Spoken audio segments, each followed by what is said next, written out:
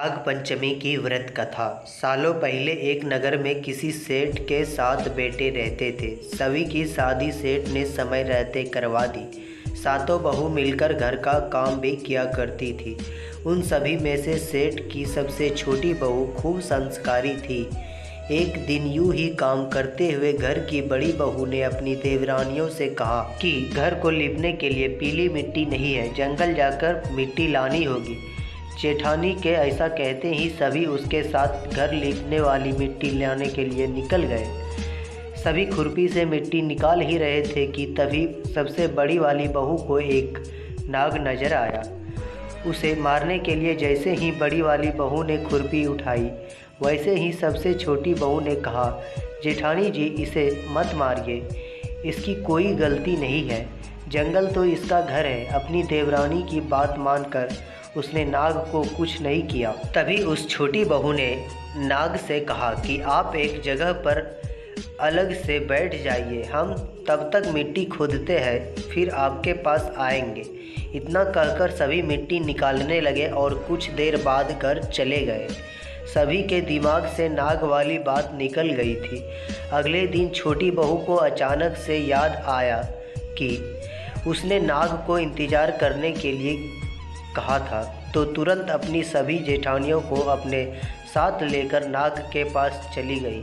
वहां देखा तो वो नाग उन सभी के इंतज़ार में उसी जगह पर बैठा हुआ था। नाग को देखते ही छोटी बहू ने प्यार से कहा, भैया कल हम लोग आपके पास आना भूल गए थे, उस बात के लिए आप हमें माफ़ कर दीजिए। जवाब में नाग बोला, तुमने मुझे भाई कहा है, इसलिए मैं तुम्हें दंड नहीं दे रहा हूँ, नहीं तो अब तक मैं तुम्हें डस चुका होता। आज के बाद से तुम हमेशा के लिए मेरी बहन रहोगी। अब तुम अपने भाई से कोई वरदान मांग लो, मैं तुमसे बहुत खुश हूँ। इतना सब सुनने के बाद छोटी बहू ने नाग को बोला, मेरा कोई भी सगा भाई नहीं है, इसलिए मैंने आपको भाई कहा था। अब से आप मेरे भाई हो। अब हरदम मेरी रक्षा करना आपका फ़र्ज है, बस यही वरदान मुझे आपसे चाहिए। नाग ने हर कदम पर साथ देने का वादा किया और अपने रास्ते निकल गया। सेठ की सारी बहू भी अपने घर लौट गई। कुछ समय बाद नाग इंसान का रूप बनाकर अपनी बहन से मिलने सेठ के घर गया। उसने सेठ से कहा कि मेरी छोटी बहन को बुला दो, वो आपकी छोटी बहू है। पहले तो उसके मन में हुआ कि बहू का कोई भी भाई नहीं था, ये कहाँ से आ गया। फिर भी उन्होंने अपनी छोटी बहू को बाहर बुलाया। नाग ने फिर साथ में बहन को अपने घर लेकर जाने की बात की। सेठ ने इसकी भी आज्ञा दे दी। तभी नाग ने अपनी बहन से पूछा, कहा, तुम मुझे भूल तो नहीं गई हो ना। जवाब में बहन बोली, नहीं भैया, मैं आपको बिल्कुल नहीं भूली हूँ। फिर नाग ने कहा, मैं तुम्हें अपने घर लेकर जा रहा हूँ, तुम मेरी पूंछ पकड़कर चलती रहना पीछे पीछे। उसकी बहन ने वैसा ही किया। कुछ ही देर बाद वो एक बड़े से मकान में पहुँच गए। वहाँ हर तरफ सोना चांदी और अन्य कीमती सामान थे। वहाँ नाग की बहन आराम से कुछ दिनों के लिए रहने लगी। नाग की माँ भी उसे खूब प्यार करती रही। एक दिन नाग की माँ ने छोटी बहू को अपने भाई के लिए दूध लेकर जाने के लिए कहा। छोटी बहू ने दूध को गर्म किया और भाई को पीने के लिए दे दिया। अब गर्म दूध पीते ही नाग का मुंह जलने लगा। ये सब देखकर नाग की माँ को खूब गुस्सा आया। नाग ने किसी तरह से अपनी माँ के गुस्से को शांत किया और बताया कि उसकी बहन को नहीं पता था कि मैं गर्म दूध नहीं पी सकता हूँ। अब नाग के परिवार के साथ कुछ समय बिताने के बाद सेठ की छोटी बहू अपने घर जाने लगी। नाग ने अपनी बहन को खूब सारी दौलत और आभूषण देकर विदा किया। बहू के साथ घर में इतना सारा धन आते देख सेठ और उनकी जेठानियाँ हैरान हो गई। एक दिन नाग की बहन को घर की बड़ी बहू ने कहा कि तुम अपने भाई से और सोना चांदी लेकर आओ, उसके पास तो खूब पैसा है, वो तुम्हें मना नहीं करेगा। छोटी बहू ने अपने भाई नाग को यह बात बताई। इसके बारे में पता चलते ही नाग ने अपनी बहन का घर तरह तरह के आभूषणों से भर दिया। सभी जेवरातों में से एक हीरे का हार बेशकीमती था। उसे देखते ही हर किसी का मन उस पर आ जाता था। होते होते उस हीरे की हार की खबर राज्य की रानी तक पहुंची। उसने छोटी बहू से हार लेकर खुद अपने पास रख लिया। दुखी होकर सेठ की छोटी बहू ने अपने भाई को इसके बारे में बताया। गुस्से में उसके नाग भाई ने रानी के गले के हीरे के हार को नाग बना दिया। इससे डरकर रानी ने एकदम हार को अपने गले से उतारा और सेठ की छोटी बहू को महल बुलवाया।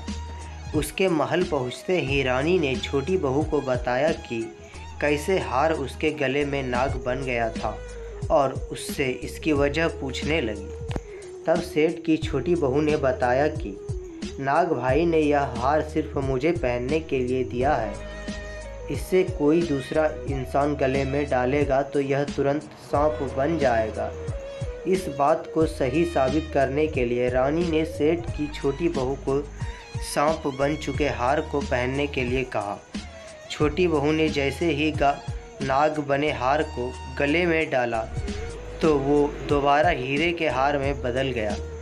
महारानी ने ये सब होते हुए खुद अपनी आंखों से देखा और हैरान रह गई। अब उसे सेठ की छोटी बहू की बात पर यकीन हो गया। उसने हार छोटी बहू को अपने साथ लेकर जाने के लिए कहा। इतना सब होने के बाद रानी ने सेठ की छोटी बहू को कुछ सोने की मुद्राएं देकर महल से विदा कर दिया। अब सेठ की छोटी बहू घर में सोने के सिक्के लेकर पहुंची। यह सब देखकर सेठ की बड़ी बहू को जलन होने लगी। उसने सोचा कि क्यों न ऐसा कुछ किया जाए जिससे देवरानी परेशान हो जाए। उसने अपने देवर से पूछा, आखिर तुम्हारी पत्नी को इतने आभूषण, धन, ये सब कुछ कैसे मिल रहा है? तुम्हें उस पर ध्यान देना चाहिए। यूँ ही तो कोई किसी को इतना सारा धन, जेवरात और सोने के सिक्के नहीं दे देता है। पता करो कि आखिर क्या मामला है। भाभी से अपनी पत्नी के बारे में इतना सब सुनने के बाद उसके मन में अपनी पत्नी के लिए एक शक पैदा हो गया।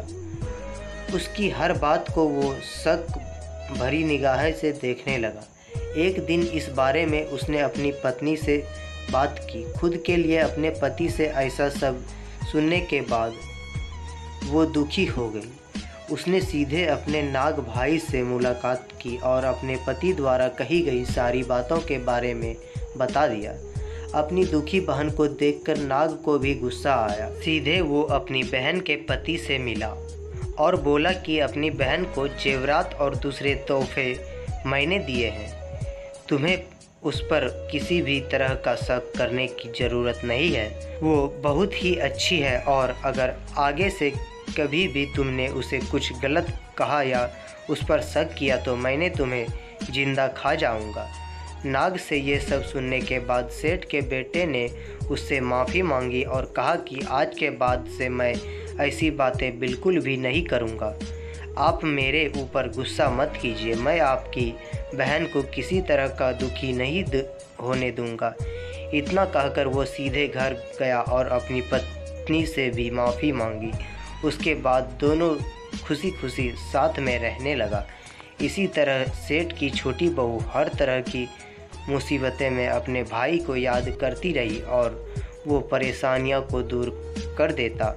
इसी तरह नाग पंचमी का त्यौहार शुरू हुआ और सभी महिलाएं नाग को अपना भाई मानकर पूजते हुए उन्हें दूध पिलाने लगी। तो दोस्तों, हमें इस कहानी से दो सीख मिलती है।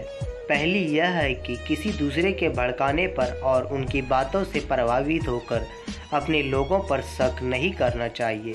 दूसरी सीख है कि अच्छा करने और सोचने वालों को उसका सकारात्मक फल ज़रूर मिलता है।